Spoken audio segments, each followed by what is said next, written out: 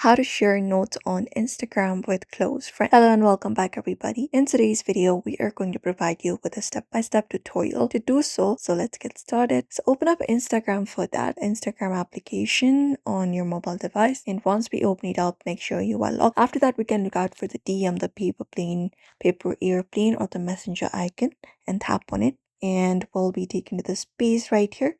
Now, in order to share a note, what we can do is at the top of your inbox, we can directly find an option called Your Note.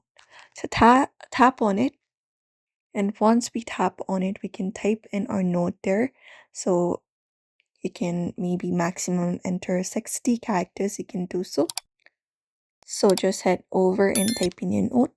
Once it is done, what we can do is on your left hand side, we'll be finding an option called share with friends, etc. So what we need to do is before sharing it, just tap on it. And once we tap on it, we'll be finding an option called close friends. Tap on the second option. After that, just go over and tap on share. And once it is done, only the people in your close friends will be able to see the note. So just go over and confirm the share by tapping on share. And there you go. Now your note is shared, but only for your close friends.